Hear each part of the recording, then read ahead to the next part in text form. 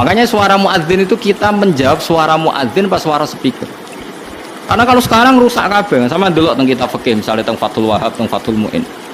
Orang itu wajib mendatangi Jumatan sejauh mendengar suara muadzin. Nah, terus sebagai sejauh mendengar suara muadzin. Asumsinya muadzin itu di menara yang tinggi, ma'hudu is-sauti, suara itu enggak bising.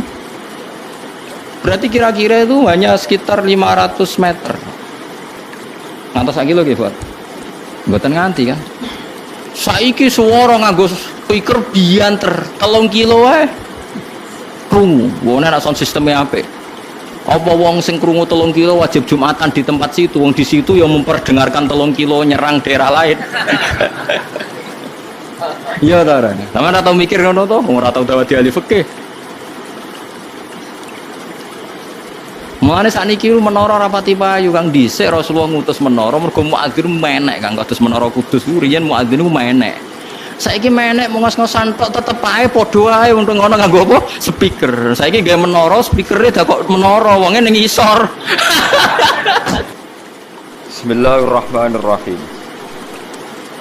Karena dalam fikihnya itu tak warai Kang sampean ben fanatik mazhab Syafi'i. Sebenarnya Imam Syafi'i itu ya manusia, sampean bisa ndak cocok. Tapi masalahnya kan otaknya jauh, ilmunya jauh. Sekarang saya tanya, khutbah itu syarat sahnya Jumatan orang berapa dalam mazhab Syafi'i? 40. Syaratnya orang 40 itu dengar khutbah atau imam mendengarkan khutbah? Enggak, sampean saya tanya, imam memperdengarkan khutbah atau orang 40 dengar khutbah? Loh beda. Makanya harus ngaji itu serius, ngaji mondok rahatam gitu. Misalnya saya jadi imam, khotib, yang dengarkan saya orang 40, bisa saja yang 2 itu kopok, nggak dengar memang karena kopok, atau yang 4 omong-omongan, nggak ngurusi. Tapi imam tetap dengan suara yang pengandaiannya orang normal itu dengar. Makanya kata fikih-fikih Syafi'i, wa yajibu isma'u arba'in wa illam yasma'u fi'lan. Yang penting seorang khotib memperdengarkan suaranya yang andekan dalam keadaan normal orang 40 itu dengar, wa illam yasma'u mersi pun hakikat mereka tidak dengar karena mungkin omong-omongan, ada suara mobil, bising, tidur, gosip, macam-macam. Makanya itu perdebatan fikih yang wajib tuh isma'u arba'in atau sama'ul arba'in, memperdengarkan atau hasil apa? Dengar.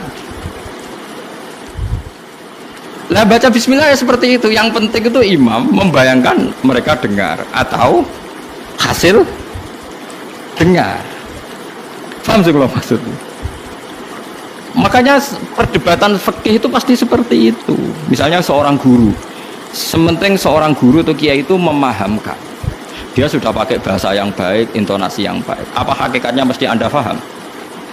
Kan enggak juga. Mungkin wis bulet mikir tanggal wedi bayar BPKB sesuk macam-macam ono wong ngaji wis mbah sembang sumpah ngaji ngono suka. Tapi ketika seorang guru dengan standar yang baik metodologinya disebut mufhim, memberi pemahaman meskipun yang mendengar enggak paham. Atau orang lain tuh paham padahal gurunya buruk karena sudah otaknya sudah baik. Omongan keliru paham. Wah, itu malah hebat. Wong pancen wis pinter. Lah ya makanya jadi perdebatan dalam mazhab Syafi'i. Ya, perdebatan ulama sampai seperti itu. Dalam khutbah itu yang penting orang 40 dengar atau yang penting adalah khotib memperdengarkan.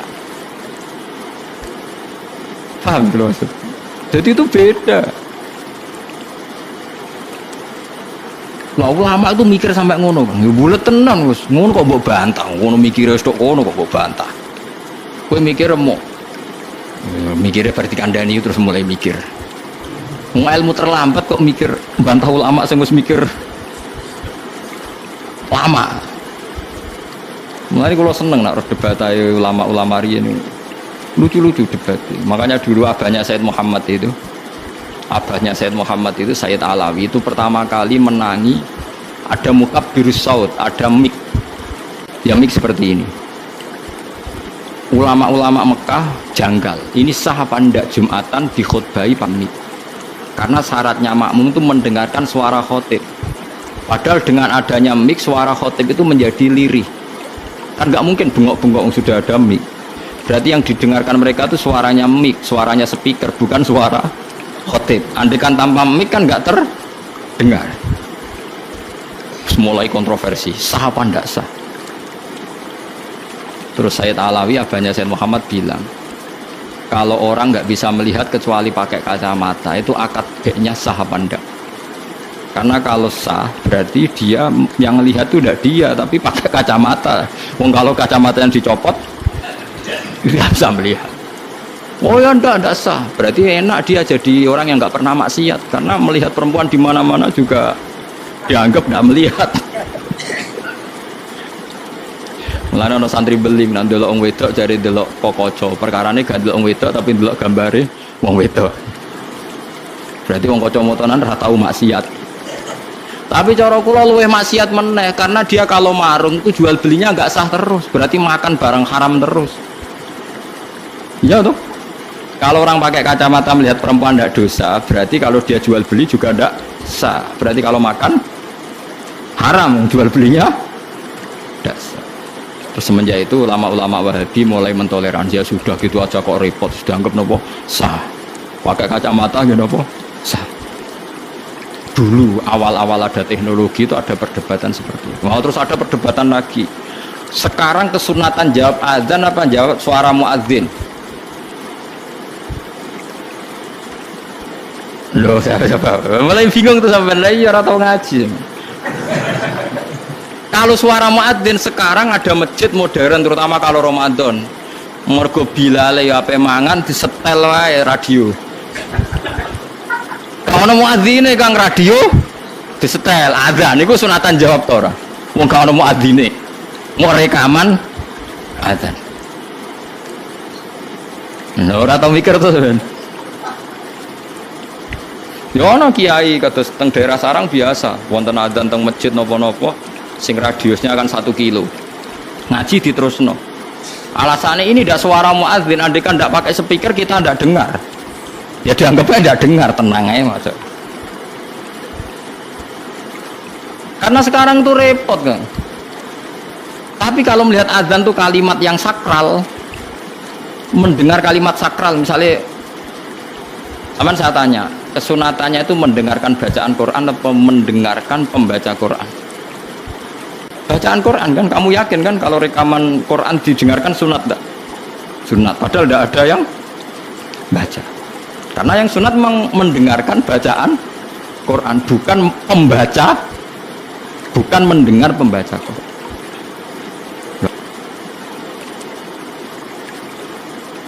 Ulama mikir nganti kono ora pusing.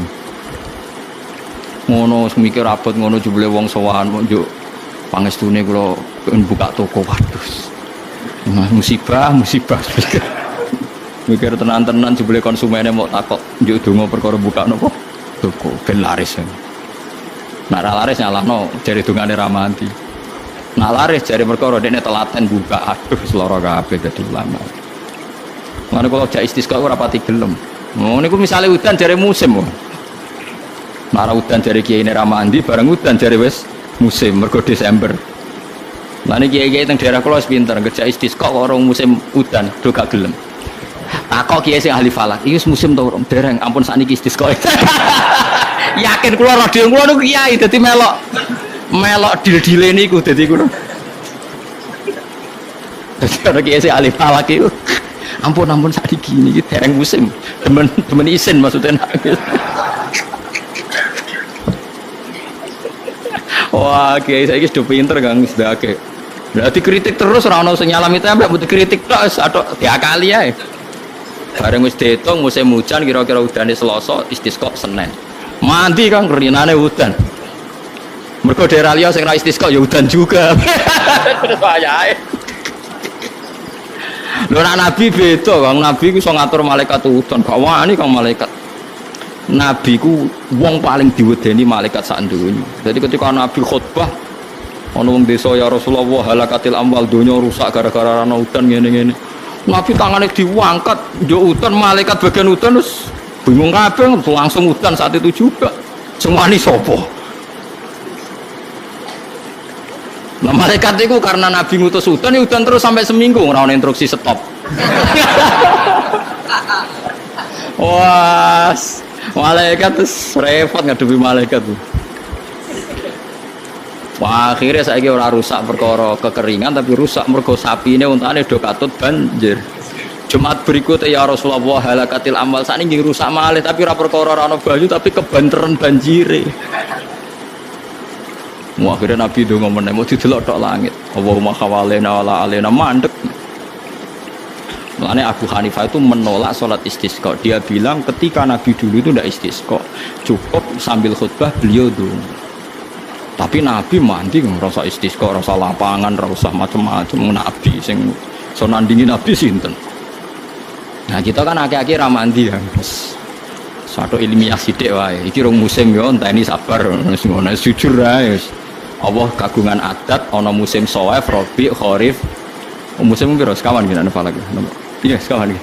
Kharif, kula ro Arabe Kharif, Rabi, Sita, Shawaif.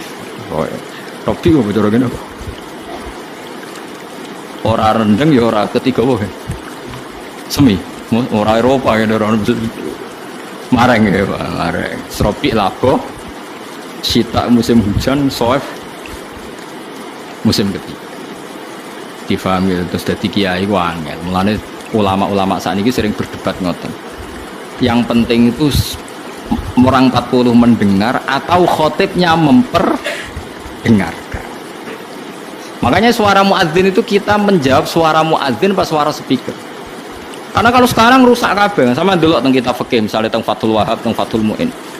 Orang itu wajib mendatangi Jumatan sejauh mendengar suara muadzin. Nah, tergemis sebagai sejauh mendengar suara muadzin. Asumsinya muadzin itu di menara yang tinggi, ma'hudu is-sauti, suara itu enggak bising.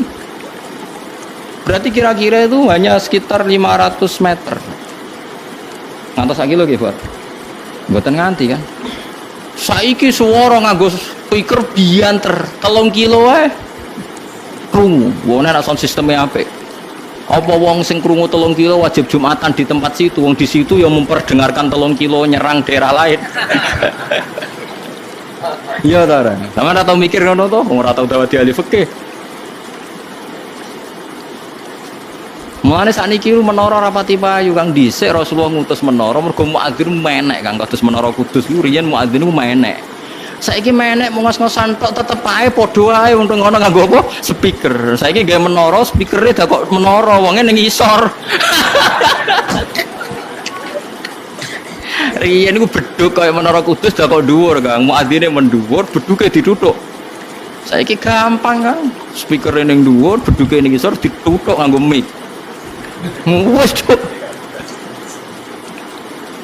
Nah, mulane iku al hukmu yaduru mailatihi wujudan wa adaman. Hukum iku nak masalah hukum-hukum sosial ngoten berubah sesuai alasane. Cek alasan wujud, cek alasan ora ono.